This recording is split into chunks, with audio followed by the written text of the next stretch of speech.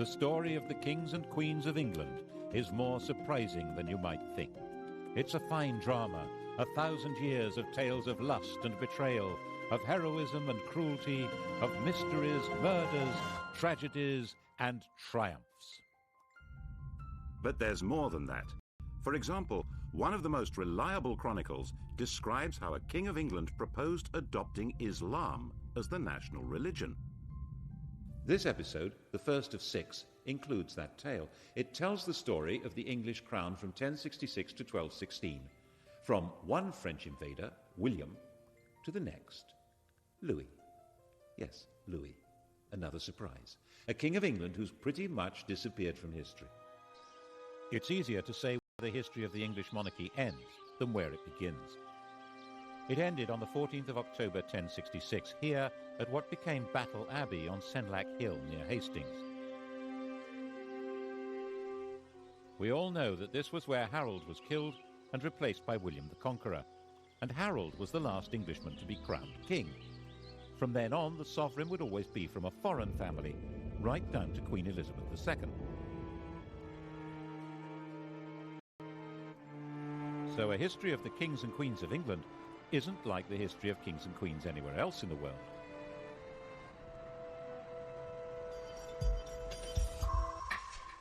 What happened here on that October day started a completely new history, which is why it's the one date in history that everybody knows. 1066. The story of that day was spelled out in a strip cartoon, Bayeux tapestry, probably stitched for William's brother Odo. Here's our hero's first appearance in the story. That's William, Duke of Normandy, about 37 years old in 1064. He's being told that Harold Godwinson, Earl of Wessex at the time, has been shipwrecked on the French coast. One of these guys is Godwinson. I think it's the chap with the handlebar moustache. He's about 6 years older than William and the most powerful man in England after King Edward. These are both pretty hard men, survivors in a very tough world.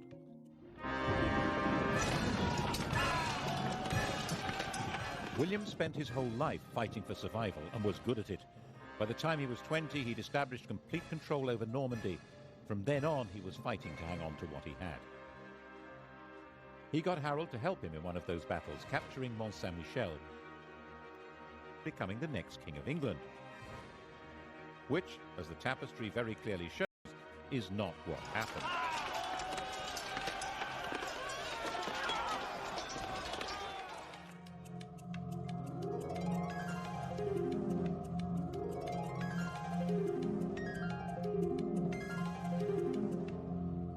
When old King Edward died, Harold, as we all know, had himself crowned instead. Actually, to be a bit more precise, he had himself elected king. The crown of England in those days was not inherited, but awarded. In William's view, this had all gone very badly wrong, so he set about putting it right. The Norwegian ruler, Harald Hardrada, took a similar view. There was an old Norwegian claim to England, which he decided to revive by launching an invasion of his own. Their two fleets arrived within a few days of each other, one in the north of England, one in the south. Both fleets were probably about the same size, about 500 ships. King Harold rushed north and destroyed Hardrada's army. Only about 34 ships made it back to Norway. Then he rushed south, and this time, of course, he failed to pull it off. We don't know for sure that the man with the arrow in his eye is Harold, but he certainly died at the battle. He and his axe-wielding, spear-carrying army of Danish and Anglo-Saxon noblemen were simply swept away. In their place were the new rulers of England, Normans on horseback. And William was their master of the country. He owned it.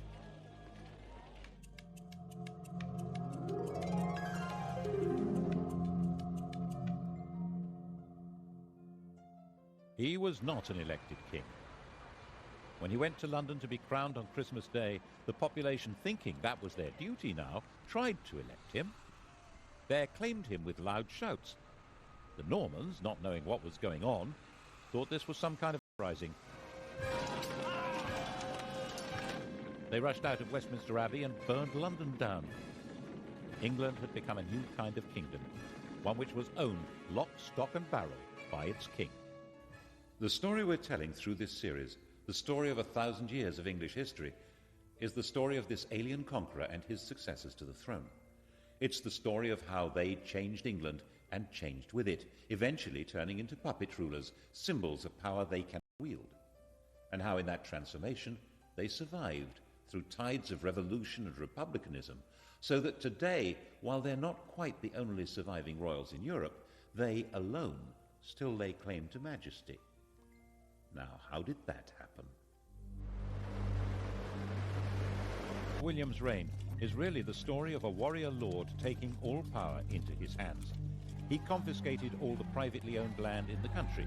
Its new occupiers were tenants of the king, bound to him. People of the north of England, with their Viking capital at York, were much more bound to Scandinavia than to Normandy. They refused to submit. He punished them by destroying all animals and all crops between York and Durham. According to the chronicles, he celebrated Christmas 1070 in the ruins of York.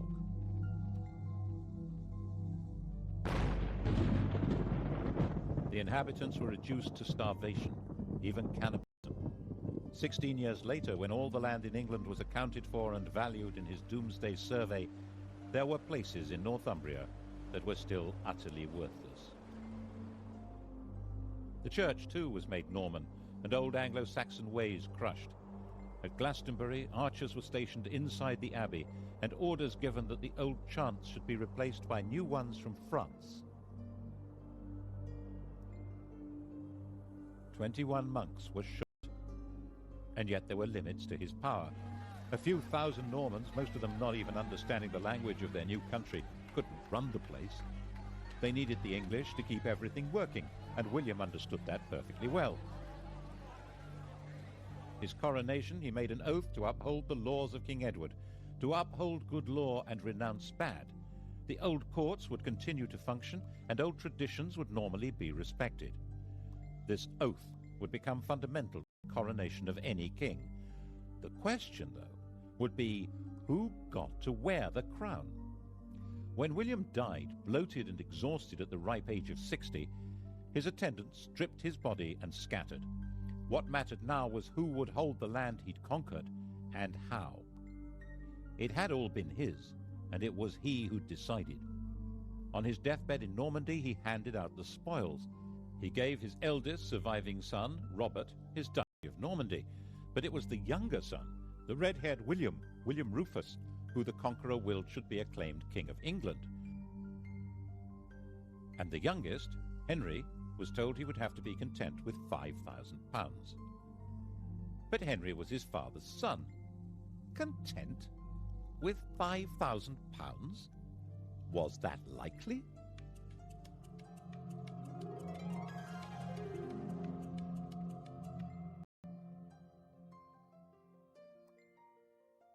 The key to the plotting that followed was that, of course, none of the brothers was content.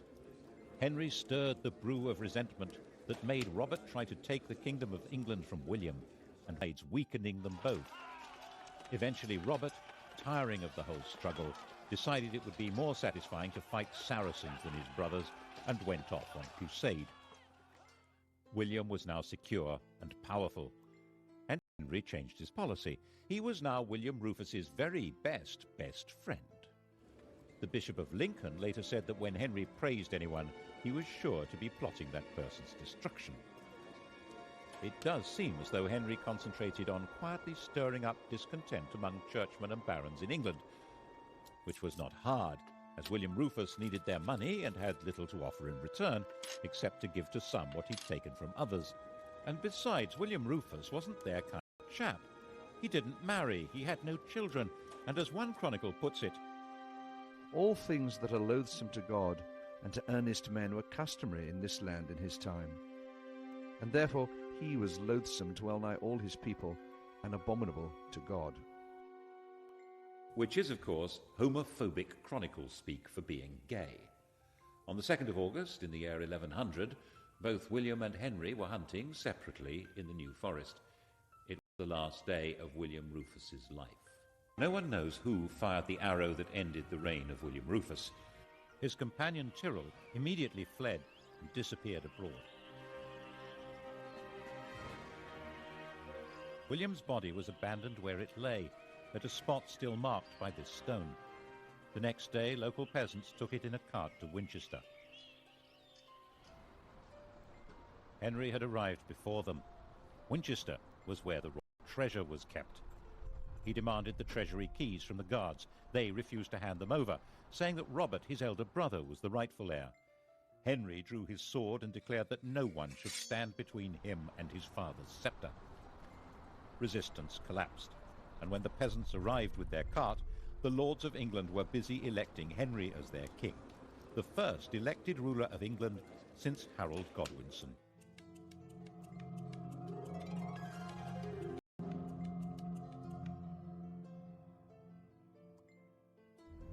The Bishop of Winchester refused to give the corpse a Christian burial. Out of respect for his royal status, William Rufus was nevertheless interred under the cathedral tower, and when that collapsed a few years later, everyone said, "Told you so." Henry's coronation at Westminster was an attempt to ensure his authority to rule. He was 32 years old. His father had won the country by force of arms, and his barons backed him for rich rewards. But why would anyone want a king now? Alongside his sanctification by the church, he issued laymen treat their tenants as he treated them. He claimed that the crown changed his nature. He was no longer an ordinary human being. As the anointed king, he held special, divinely granted powers. His touch was supposed to cure scrofula, swollen neck glands from tuberculosis. This magic power, which became known as touching for the king's evil, was practiced by English monarchs for the next 700 years as proof of their divine authority. He also quite smartly understood that it was a good idea to promote new people to positions of power. Those who were already great barons didn't need a king, but men on the make would support him. By the time Robert was able to mount a challenge to Henry, it stood no chance. He agreed to recognize Henry as King of England in exchange for a pension. Of course, it didn't last. Henry ended up invading Normandy in 1106 and imprisoning his brother for the rest of his life. This is his tomb in Gloucester Cathedral. The question of who was entitled to succeed to the crown was still, when you came down to it, a matter of brute force. But Henry's victory had a profound symbolic meaning, because it changed the status of the English crown. Under his father, England had been a property seized and owned by the Duke of Normandy. Now, Normandy was a property seized and owned by the King of England. Henry was a naturally cheery person. Just after his coronation, he married Edith, the daughter of an English woman and of the King of Scotland, and he encouraged the Normans he was promoting to marry English women. The great barons regarded this with contempt and referred to their king and queen as Godric and Godiva, a style statement which roughly translates as Sid and Gladys. As sturdy warriors, they also didn't appreciate the fact that he was literate in 3 languages. His other nickname, Henri Beauclerc, means Henry the Swat. But those great barons were having their power undercut as Henry recruited his government officers and judges from the church. He supervised his kingdom by moving his court from one centre to another. It was a great travelling performance, like a circus, with no permanent home. He spent half his time in Normandy, but when he was away, the kingdom was run by a totally reliable civil servant, Roger, the Bishop of Salisbury, who was called the Justiciar. The idea of government by a system rather than by a man was beginning to take shape. He sent judges on their own tours of the country and enforced the laws harshly, which seems to have been quite popular according to the chroniclers. But his punishments were often based on the idea that people were guilty until proved innocent, and there was no time to do that. Were England's lanes really full of blinded and mutilated men muttering, "Firm but fair"? And he managed to keep the treasury well stocked with money, which meant he could buy loyalty when he needed to. The key to this was his system for checking his income. Twice a year, sheriffs and royal officials from all over England had to bring their money to be counted by being shunted around in piles on a checkered cloth like a chessboard. Checked. It was called the Exchequer. The system worked so well that the cabinet minister in charge of the nation's finances is still called the Chancellor of the Exchequer, and we still use paper chitties called cheques. By a combination of force and diplomacy, He controlled and to some extent colonized Wales. Relations with Scotland were fine. 3 of his wife's brothers became kings there. England was becoming a peaceful, stable and successful kingdom. Henry sent his young daughter Matilda to Germany to marry the Holy Roman Emperor, and in 1116 he held a great assembly at Salisbury where all the barons, nobles and bishops swore homage to his son William as his successor to the crown. In 1120, young William was a star, an enthusiastic warrior, a keen huntsman and the heir apparent. He'd been in Normandy with his father fighting the King of France, and the whole party was returning to England. William and his pals were travelling in a brand new ship, the White Ship. They were the 12th century English jet set, the millionaire knightly lads who were heirs to most of England and Normandy. Once they got on the ship, there was a terrific party. Alcohol was taken, and how? Soon it became really rowdy. The Hooray Henrys yelling at one another and throwing off a bunch of priests who'd come to bless the voyage. William's cousin, Stephen of Blois, had an upset stomach and he felt he needed a bit of peace and quiet, so he decided to go ashore and take a later ship. By the time they got to sea, it was already dark and the other ships were way ahead. The wind was light. William decided to catch up with the king and ordered the chaps to start rowing. The master was as drunk as anyone else, so they began to speed into the dark, 50 oars pushing this state-of-the-art longboat at a terrific lick. That was when they sailed straight into a rock and smashed the ship open.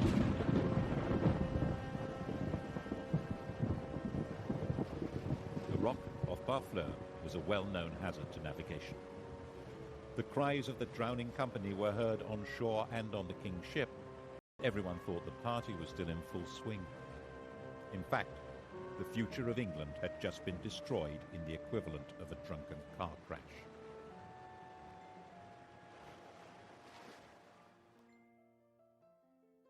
It's said that Henry never smiled again. You can see why.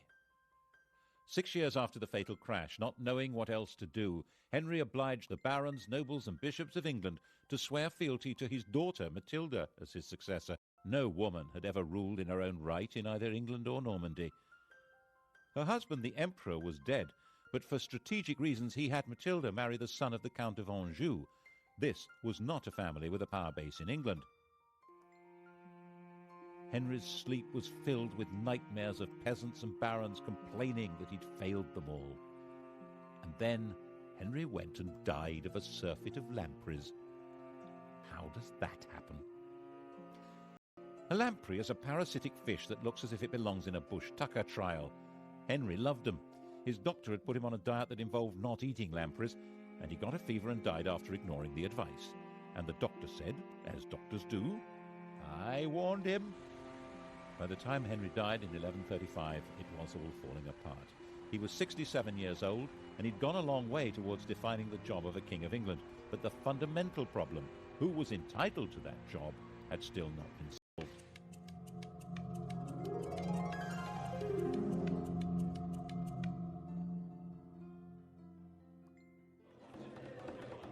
Matilda was in Anjou with her husband. And then up popped Stephen of Blois, who sailed from Normandy to England and claimed the crown. Stephen, who had been saved from drowning on the White Ship by an urgent need for a lavatory. He was the son of Henry's sister, a legitimate grandson of William the Conqueror. He'd also been the leading baron to swear fealty to Matilda as the heir apparent, but that was then, and this was now. He was 38 years old, backed by his very tough mother, and one of his brothers was the Bishop of Winchester with the keys to the royal treasury.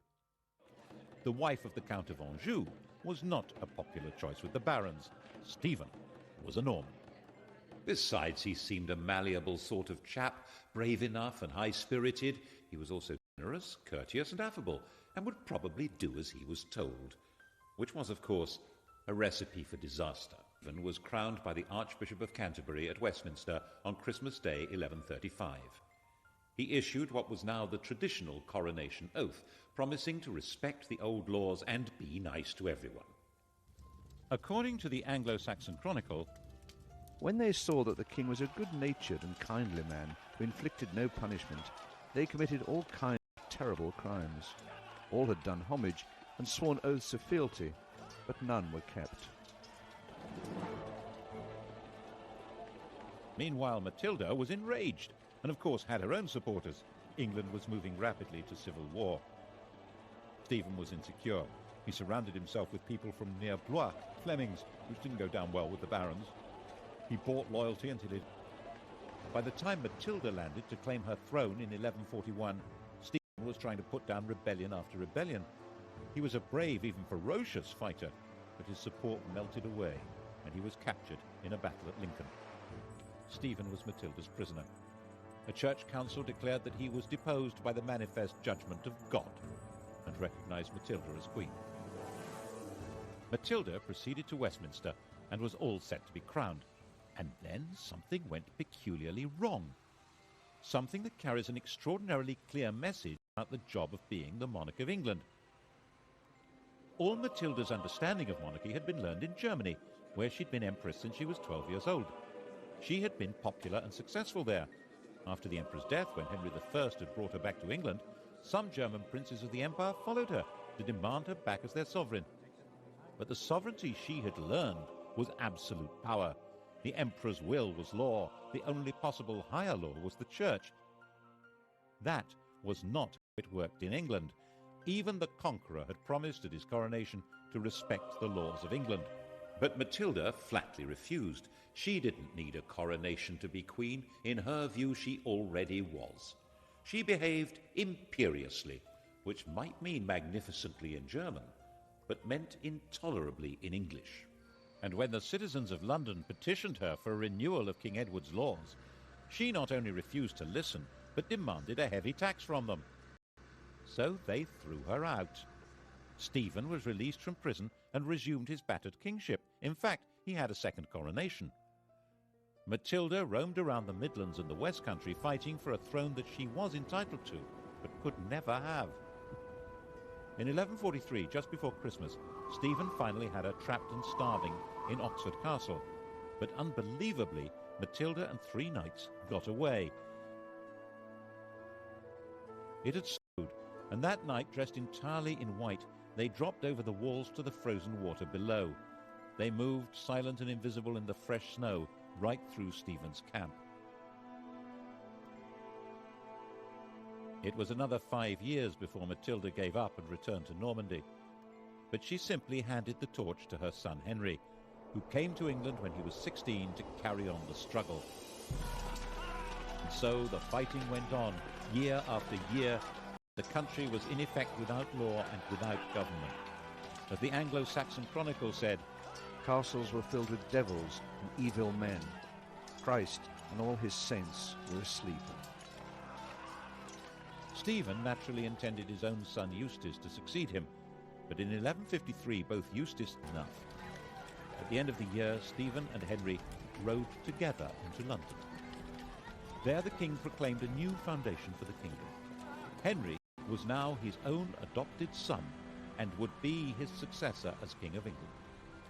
Although Stephen would remain king for life, Henry would take over the government immediately.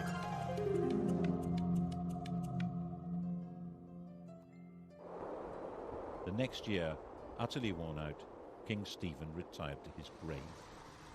On the 19th of December 1154, there was a double coronation in Westminster Abbey. The 21-year-old Henry II was crowned king, and his 33-year-old wife, Eleanor, was crowned queen consort. Eleanor, Duchess of Aquitaine, knew all about being a queen. When she was 15, orphaned and the richest damsel in France, she was married to the heir to the French throne, and a few days later the pair became King and Queen of France. The King of France was a saintly figure with perhaps a rather low sex drive. Eleanor came from a family of lordly troubadours, whose court was dedicated to interest and love affairs. She later said that she thought she'd married a man, but had married a monk. She had a series of affairs, including one with Matilda's husband, Geoffrey of Anjou. He, rather dashingly, wore a sprig of broom, Plantagenista, in his hat, so people called him Plantagenet. Eventually, all the Angevins, the whole family line, wore it on their crest. She then had an affair with Geoffrey's son, the attractive young Henry, a bright, well-educated athlete with vitality, intelligence, freckles, money.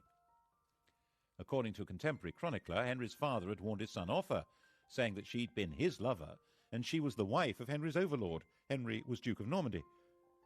But Geoffrey died in 1151, and in 1152, Henry got Eleanor pregnant. Louis, who probably didn't know that detail, had their marriage annulled, and she married her toy boy. Of course, she did all she could to encourage his efforts to become King of England and make her a queen again. The coronation of 1154 must have been most satisfying for her. He didn't make his mother's mistake of claiming to be above the law. Instead, maintaining proper form, he issued a charter confirming all the liberties that were in force under his grandfather, Henry I. The combination of his lands and Eleanor's meant that this King of England ruled more than half of France, though as the vassal of the French king. It would have been too much for almost anyone. But Henry was a man of extraordinary restless energy, who travelled vigorously around his realms and would order his court to hit the road with no notice whatever. He got England up and running with astonishing speed. He had all newly built castles destroyed so that individual government into ministries, with the Chancellor of the Exchequer playing the role we would now recognise as Prime Minister. The chap in question was the son of a London merchant. He was Henry's closest friend and colleague. They joked and drank together, and he lived as the greatest lord in the country, Thomas Becket. Between them, they reformed the currency, finance, government, and began the changes in the judicial system that would lead to the system of trial by jury. England was beginning to develop a commercial life. Towns were growing, the population was becoming better educated. The new system for running royal courts asked groups of local people, often peasants, to report and decide the facts of the case. The system that had worked for the conqueror, allowing the people to run their country, was at the heart of Henry's way of getting everything up and running again. Perhaps that was why he needed a Londoner at the heart of his government. The next stage in his reforms was to reduce the power of the church, which had become the only functioning judicial institution during the chaos of Stephen's wars. Anyone accused of a crime who could read a line of Latin was deemed to be a churchman. That made them immune from the royal court. They could only be judged and punished by the church. Of course, the church wouldn't agree to give up its privileges, so when the Archbishop of Canterbury died in 1162, it seemed a smart idea to install Thomas as the new archbishop. Then he would deliver the church to Henry. Actually, it seemed a pretty terrible idea to Matilda, who warned Henry not to do it. What did his mother know? Look what a mess she'd made of things. Eleanor was also against it, and she hadn't made a mess of anything. She'd been a very competent regent when Henry had been abroad, and must have seen what Henry had not seen, that Thomas Becket's driving force was not loyalty to Henry. Oh, surely not. She was just jealous that Henry spent more time with Thomas than with her. Henry was sure it was a really good idea. Of course, it was a really bad idea. Why did Becket become fanatically committed to the church as soon as he got the job? Why did he wear Hessian underwear with lice and lash his body? Why did he oppose the king's plans more fiercely than any other bishop? He ended up excommunicating the bishops of London and Salisbury and sacking the Archbishop of York for not opposing the king. He'd already acquired all the earthly power and wealth possible. Now he had a bigger ambition. He was arguing that the church must rule everyone, including the king. This was especially dangerous as Becket was hugely popular.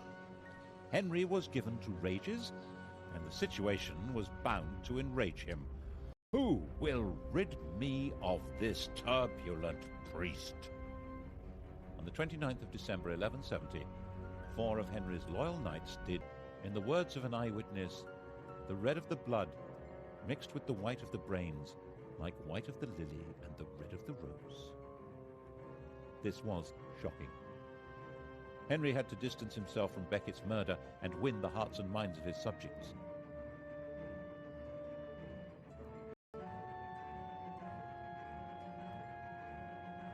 Becket was immediately the most popular martyr in the country. 100,000 pilgrims flocked to the site of his death. He would obviously be made a saint as soon as possible. The danger, of course, was that the Pope would excommunicate Henry and pronounce an anathema against him as the murderer of England's primate. The population would turn against him in England, and the King of France would seize his vast lands across the Channel. Henry immediately fasted, went into extravagant mourning, and then did penance. Prostrating himself before the Canterbury altar, he was publicly lashed by a monk. It worked. He saved his kingdom from the Pope. Saving it from Eleanor was much more difficult. Eleanor and Henry had drifted apart, partly because of his love affairs and partly because she feared that Henry's adventure with Becket threatened her own beloved Aquitaine. She had gone back there. She set up her own court, the Court of Love, and that was where she raised her sons as romantic warriors and plotted against him. Henry imprisoned her there for 16 years, but her plots continued unabated. She supported her older sons in rebellion against Henry, trying not only to ensure her control over her own lands, but to take over from him. The only one who remained loyal was John, the youngest. In 1189, the oldest surviving son, Richard, inflicted a major defeat on his father. Henry met Richard near the Loire to arrange peace terms, but when they publicly embraced, Henry quietly growled, "May the Lord spare me until I've taken vengeance on you." The second had been defeated in battle by his own eldest surviving son, Richard. Only one of his sons had remained loyal, the youngest, John. Back in his own chateau, Henry asked for all Richard's supporters to be read out. The first name on the list was John's. Henry was heartbroken. He died in delirium a few days later.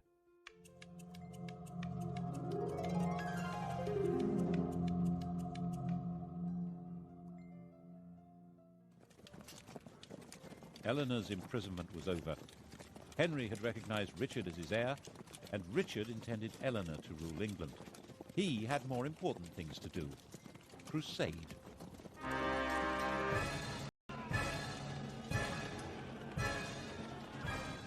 Eleanor had been a feudal army, and now the Saracens had reconquered Jerusalem. Richard the Romantic, Richard the Lionheart, was a totally fearless warrior whose whole upbringing had been based on Eleanor's idea of chivalry. Poet and swordsman, Christian knight and tournament hero, a handsome and dashing leader of armies, Richard tried to live out the fantasy life of one of the heroes of Arthurian literature from the stories told and sung in the Court of Love. He came to London for his coronation, but only so that he could collect the funds to pay for his great crusade to recover Jerusalem from Saladin. He went off on his crusade, declaring that he would sell London if he could find a buyer. The crusade itself, the Third Crusade, was a sequence of great heroic and daring actions that completely failed to conquer Jerusalem, associated with bursts of extreme brutality. Saladin quite rightly pointed out that while Richard might be able to get an army into the city, if he wanted to hold on to it, he would have to spend the rest of his life there. The two men never met, but they fascinated and respected each other. When Richard was ill, Saladin sent his doctor. The final truce ensured that Christian pilgrims would be free to visit the Holy City. But that had actually been Saladin's policy before the crusade even began. Richard typically decided to make the journey home in 1192 into an adventure, traveling alone and in disguise. That was how he got captured and ended up imprisoned by Duke Leopold of Austria, a man he'd repeatedly insulted during the crusade. The King of England had been found in an inn in Vienna, unconvincingly disguised as a kitchen knave. The ransom Leopold demanded was £100,000, about 8 years' income to the Exchequer. Richard's recklessness was crippling for the kingdom and eventually fatal for him. As a storybook hero, he always seems to have expected a happy ending and would sometimes even forget to put on armor. That was how he got killed in the end, taking a stupid chance at an unimportant siege in 1199. A crossbow bolt wound became infected. While he was dying, the man who'd loosed the shot was captured and delivered to him, and Richard carried on behaving as though he was in a storybook, making a great gesture of releasing the man and giving him money. Richard had no heir. He named his brother, the 32-year-old John, as his successor. Richard, aged 41, died in his mother's arms, England's hero king, who detested the country and had spent 6 months of his reign there. And the man who'd killed him was rearrested and flayed alive.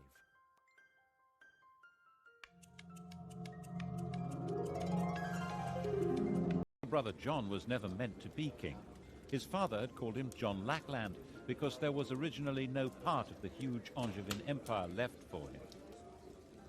And the three problems that lurked at the core of monarchy in England now became crises. How did succession work? What was the balance between the king and the church? And what legal limits existed on royal power, especially when it came to taxes? To begin with, was he really Richard's proper successor?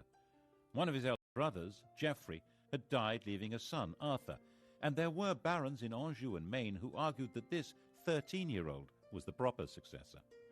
They were supported by Philip, King of France.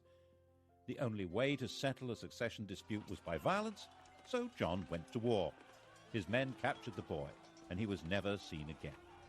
It was generally believed that John drowned him, which was the wrong way to solve the problem. It guaranteed that Arthur would not be king, but it left a very nasty smell. It didn't stop the King of France from keeping the war going, and by 1205 John was driven out of most of France, including Aquitaine and even Normandy. The issue of church power also came up again. It was John's bad luck to be confronted by an exceptionally militant and aggressive pope, Innocent III. Innocent maintained that kings had to submit to popes. When the Archbishop of Canterbury died, Innocent announced that Stephen Langton, who happened to be English, was the new archbishop. John refused to accept the pope's man. Rome wouldn't give ground, and neither would John. In 1209, the Vatican excommunicated the King of England and his whole kingdom. Back in England, John attempted to carry on regardless. The Pope declared John deposed, and that anyone who even spoke to him was excommunicated. According to one chronicler, John decided at this point to join the enemy. In 1213, he sent a delegation to the Emir of Morocco, offering to adopt Islam and turn England into an Islamic country in return for protection. That would have turned history upside down. Is it true? The Emir, according to the story, told the envoys not to be so silly. In fact, John was reduced to total surrender. The Pope demanded that he submit himself as a vassal of the Church, and that England should become a papal fief instead of a sovereign kingdom. So in 1213, Stephen Langton, the new Archbishop of Canterbury, took up his post as a representative of the new overlord of England. In that capacity, he decided to sort out the third issue, the limits of the king's power over his subjects. Political party. This is the seal of the Barons of London. Langton presented them with a charter issued by Henry I and suggested that they demand something along the same lines but a bit clearer. The Magna Carta. This famous document was signed in June 1215. John and Richard had both tried to meet their costs by massive increases in feudal dues and legal charges, and most of the Magna Carta is an effort to reverse these. But there are also other clauses that show that Langton and the barons thought that laws must bind the king himself as well as everyone else. There was a notion of proper kingship in England, and the Magna Carta tried to spell out what that meant. If Langton had not been an Englishman, the Magna Carta would probably have looked very different. And it was certainly incomprehensible to Pope Innocent, who saw it as a baffling and immoral limitation on the absolute power of the feudal Lord of England, who was, of course, himself. So Innocent issued a papal bull excommunicating anyone who stood by or tried to carry out Magna Carta, and Stephen Langton found himself suspended from his job and recalled to Rome. And John marched through England at the head of an army composed largely of foreign troops, crushing the barons and destroying their property. And that's why the barons went to France and got a new king of their own, Louis, the son of the King of France.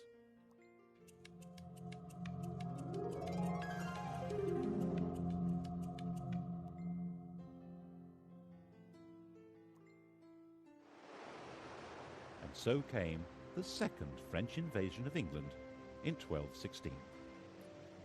It was about the same size as the invasion of 1066, and Louis landed unopposed. He was greeted with general enthusiasm and was hailed as King of England in a high mass at St. Paul's Cathedral. he set up his own government, and his army began its pursuit of John's dwindling forces. John was assembling an army to stage the great final battle, and was travelling along the seashore from Lynn to Lincolnshire. A miscalculation of the tide was all he needed. His whole baggage train was washed away, including his treasure and the crown jewels. Distraught, broken, he made his way to an abbey at Swineshead, where he was comforted with the monks' latest experiment in beer making, which seems to have brought on dysentery, fever, and death. Louis I and last, the king no one's ever heard of, now controlled most of the country, but the story... The story continues with the medieval kings and queens of England tonight at 10. And to find out more about Thomas Beckett's life and murder, Sky Digital viewers press red. Coming up on UK TV history, decisive weapons. What a difference the T-34 tank made to Soviet fortunes in World War II.